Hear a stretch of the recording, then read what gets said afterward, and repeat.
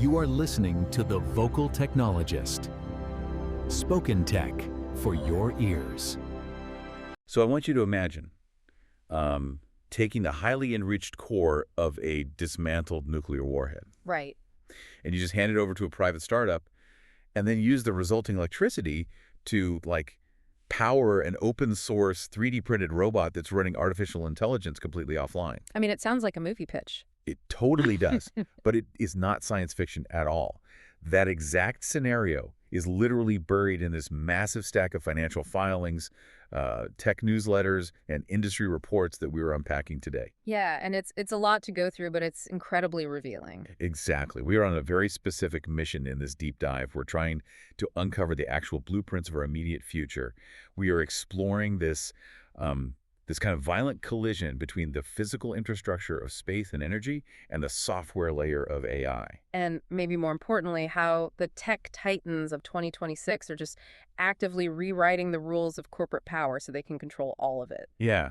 So for you listening, welcome to the deep dive. We're going to get right into it. The through line across all of these sources we've looked at today is honestly absolute control. I mean, we are analyzing a really wide spectrum of material today. Let's put it mildly. Right, ranging from, the mechanical details of SpaceX's new S1 IPO filing to U.S. government nuclear policy shifts right down to, and this is kind of sad, the quiet death of traditional web forums. Yeah, a forum thing is wild. It is. But when you examine the mechanics of how all these systems actually operate, a very clear picture of the next decade just sort of emerges. Okay, let's unpack this. Because to understand where the digital world is going, we actually have to look off-world first. Yeah, we have to look at the moon. Exactly. NASA is launching 3 uncrewed lunar missions this year, in 2026. And the goal is to have a fully operational moon base by 2032. Which is right around a corner. It is. But the sheer scale of the project means NASA is essentially, they're outsourcing the piecemeal construction of human civilization in space. Yeah, they are orchestrating this highly fragmented vendor ecosystem. So Blue Origin actually won the contract to conduct the first mission. The one launching as early as this fall. Exactly. But the underlying mechanics of how NASA actually plans to operate on the moon are just fascinating. They are attempting to establish a lunar quote-unquote perimeter. Right. And to do that, you need massive mobility. So they've handed out these huge contracts to private companies. We're talking Lunar Outpost, Astrolab, and Firefly Aerospace. Just to build out this moon to Mars infrastructure. Yep. And I think it's important to note, these aren't just remote-controlled toy cars. The specs for the rovers being built by Astrolab and Lunar Outpost are staggering. Oh, they're massive. Right. We are talking about 1-ton vehicles ready for delivery by 2028.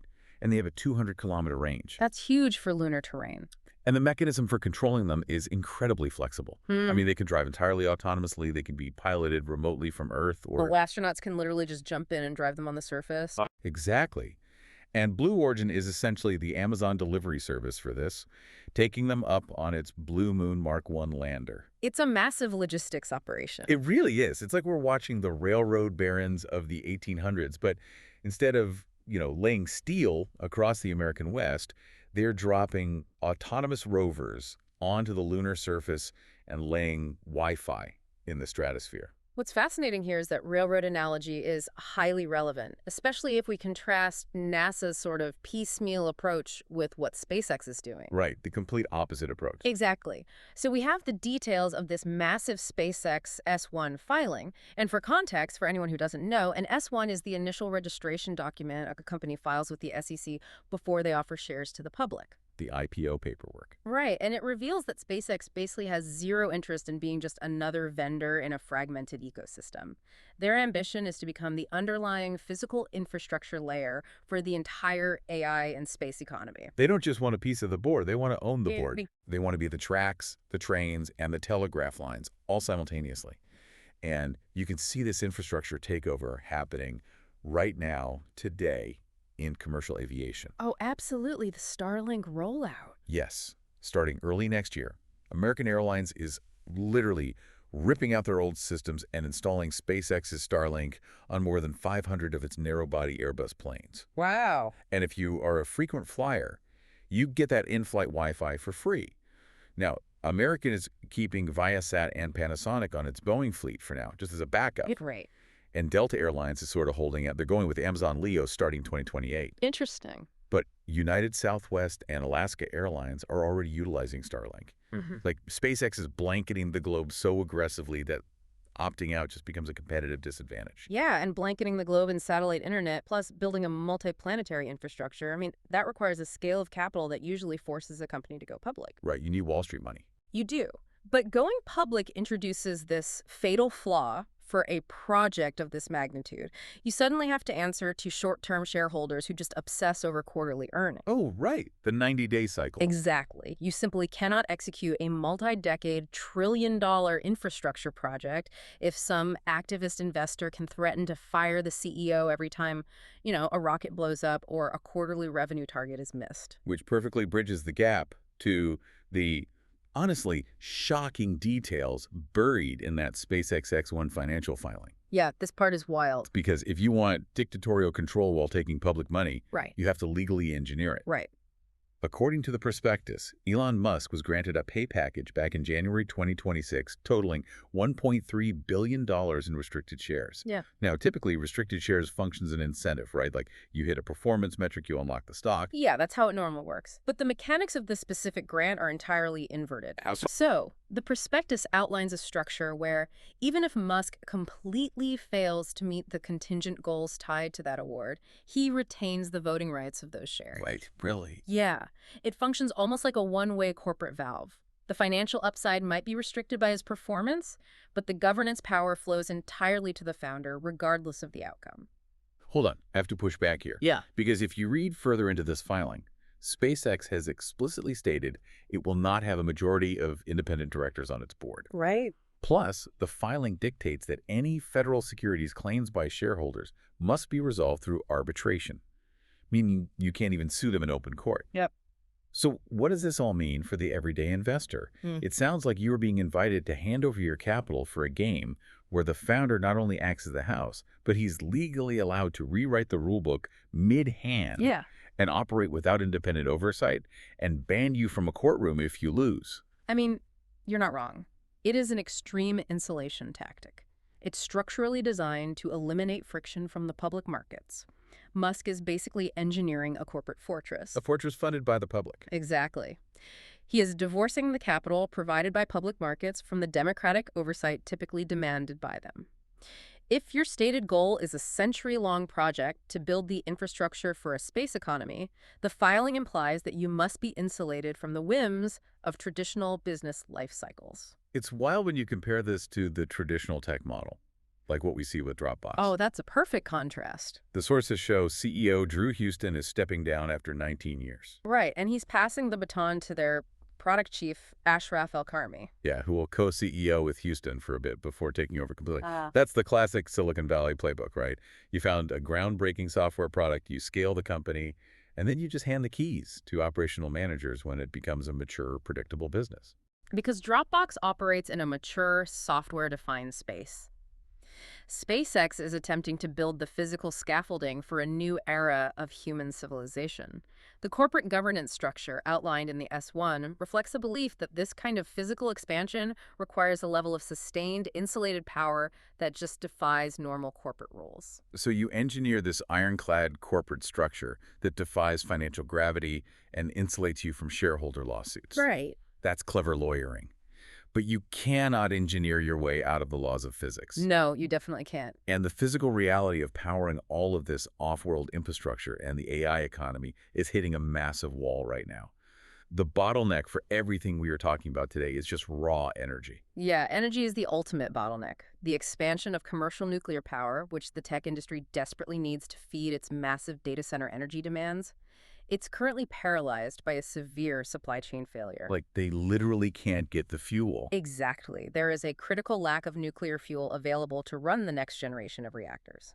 And the proposed workaround that we saw in the sources is just staggering. It's unprecedented. To provide a short-term fix, the Trump administration has outlined a plan to take more than 50 tons of surplus weapons-grade plutonium. Just let that sink in. Right. This is material harvested directly from dismantled nuclear warheads by the Energy Department.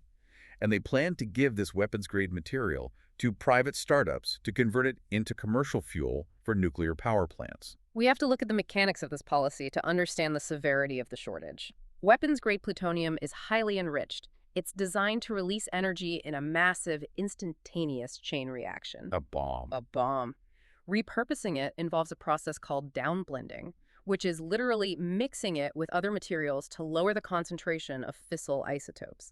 This creates a stable fuel that releases energy slowly in a commercial reactor. Here's where it gets really interesting. Mm-hmm. We are looking at the ultimate 2026 version of turning swords into plowshares. Yeah, that's a great way to put it. We are turning weapons of mass destruction into radioactive venture capitalism. Mm-hmm. But it highlights an incredible desperation, doesn't it? Completely. We are so starved for the megawatts needed to train these AI models that we are cannibalizing the world's most dangerous arsenals just to keep the servers humming. This raises an important question, though, about the true physical footprint of the digital world. The ambition of the tech sector is currently outpacing our terrestrial energy grid. The fact that we are relying on old warheads as a short-term bridge fuel, it illustrates a deep vulnerability. Yeah. We simply cannot sustain the infrastructure of the future without fundamental breakthroughs in how we generate and distribute power. And that insatiable hunger for power makes perfect sense when you realize how AI is behaving right now. It's no longer just sitting in giant centralized server farms in the desert. No, it's everywhere. It is bleeding out to the edge. Yeah. It is fundamentally rewiring how our daily web browsers function, and it's moving into physical robotics. Google CEO Sundar Pichai actually articulated this shift recently. During a 40-minute interview reflecting on Google's I/O event, he discussed their new Gemini models. But more importantly, he detailed a fundamental executive restructuring. He's shaking things up. Yeah, he shifted Google into an aggressive posture because the architecture of the web is moving from cloud-reliant intelligence to localized autonomy. Think about your own browsing right now. Chrome is actively pushing what they call built-in AI. And the mechanism here is fascinating. It changes everything. Instead of sending your prompt to a server farm, Chrome downloads a nano model that runs entirely offline directly on your machine. Right. This protects your privacy because your data never leaves your laptop. But for companies like Google, it slashes their massive cloud compute costs by forcing your local device to do the heavy lifting. And the real-world implementations of these local APIs are scaling rapidly. Drupal, which is a major content management system, is using a summarizer API right inside their Seek editor. It's their text input interface, right? Yeah, exactly. It automatically generates SEO tags locally. Then there's a company called Trailblazers, leveraging local AI for a blog editor, Yahoo. Japan runs a prompt API locally to moderate community comments before they ever hit a server. Wow. And Trip.com is deploying it to help users navigate incredibly complex flight itineraries right inside the browser. Which sounds incredibly efficient, but I have to admit, I'm genuinely confused about the collateral damage mentioned in the reports. You mean Stack Overflow? Yeah. Look at Stack Overflow. The reporting indicates their traditional forum is essentially dead. Yeah. Developers are just letting their offline AI assistants write the code for them. Yeah, traffic has plummeted. So wait, if AI effectively killed their core product, the Q&A forum, how exactly is the company still kicking? How do you monetize a ghost town? Well, if we connect this to the bigger picture, you don't monetize the town, you monetize the archive. Like historical data. Exactly. We are seeing a massive shift in what holds value in a digital economy. In a world flooded with instant, frictionless, AI-generated code, the probability of algorithmic hallucinations skyrockets. Because AI just makes things up. Right. So the only valuable currency left is human verification. Stack Overflow is surviving by pivoting to monetize the deep trust and expertise built by its old human community. Rah. They are licensing their massive backlog of verified, human-rated answers to train these very AI models. They transition from being a destination for users to being the verified ground truth database for the algorithms. So human trust becomes the ultimate premium product. Precisely. And this localization of AI, it's jumping out of the browser and into the physical world. On the hardware side, there's an open source project called Lee Robot Humanoid.